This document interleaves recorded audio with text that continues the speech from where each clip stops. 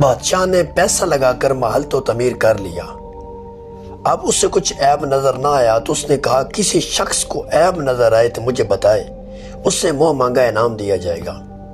وہ کچھ اس طرح کہ کسی ملک کے اندر ایک بادشاہ رہتا تھا، اس نے ایک محل تعمیر کیا، اپنی دولت کے خزانے کھول دیے اور کھولنے کے بعد بے تحاشا دولت لگائی۔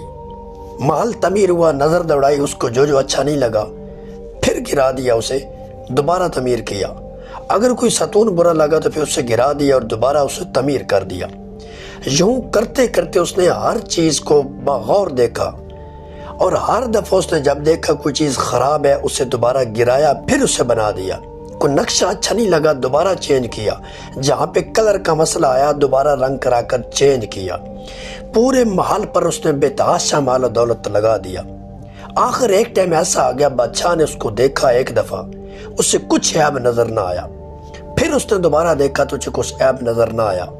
یوں اس نے بار بار محل کو دیکھا تو اسے کچھ عیب نظر نہ آیا۔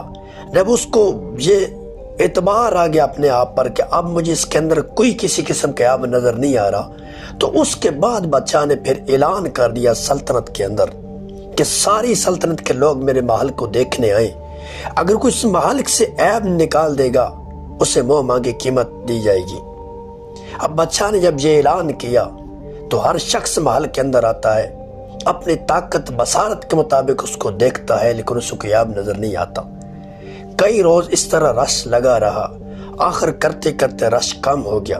جب تمام لوگ دیکھ بیٹھے تو ایک دن بادشاہ نے دیکھا کہ اس کے محل کی طرف کوئی غریب آدمی آ رہا ہے، کوئی ملنگ صوفی مزاج ٹائپ بزرگ آ رہے ہیں۔ جب وہ بزرگ قریب پہنچتے ہیں تو بادشاہ سے کہتے ہیں بادشاہ تیرا محل دیکھنے آیا ہوں، تو نے اعلان کر رکھا ہے کہ میرے محل کے اندر کوئی عیب بتائے گا اسے منہ مانگا انعام دیا جائے گا۔ بادشاہ سلامت، انعام کا طالب نہیں ہوں، لیکن تیرے محل کے اندر دو ایسے عیب ہیں جو کوئی نہیں بتا سکا، میں تجھے بتاؤں گا، تو مانے گا واقعی ایسے دو عیب ہیں۔ بادشاہ کہنے لگا دیکھ لیں میرے محل کو۔ کہا دیکھنے کی ضرورت نہیں ہے، تمہیں بتاؤں گا۔ بادشاہ نے کہا اگر تیرے عیب سچے ہوئے منہ مانگا انعام دوں گا۔ کہا نہیں، انعام نہیں چاہیے لیکن ہیں سچے۔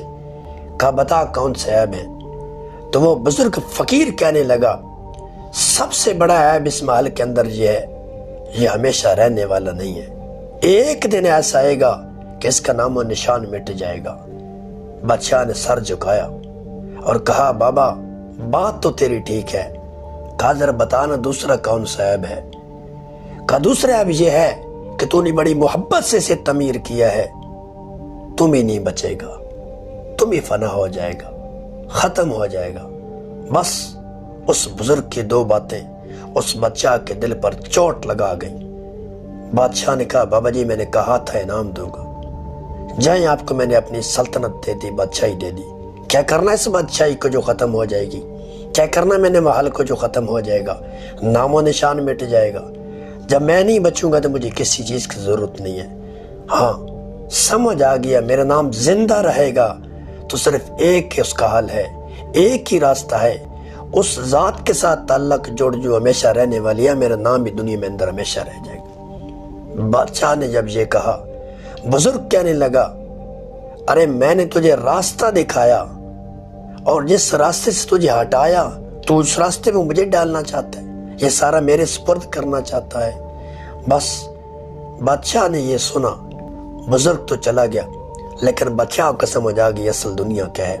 صاحب تیری میری دنیا کی یہی حقیقت ہے، آج جتنا کمایا جتنا بنایا ایک دن فنا ہو جائے گا، اور بنانے والے ہم خود نہیں رہیں گے، فنا ہو جائیں گے۔ کیوں نہ پھر اس کے ساتھ تعلق جوڑے جسے فنا نہیں ہے، جو ہمیشہ باقی رہنے والا ہے۔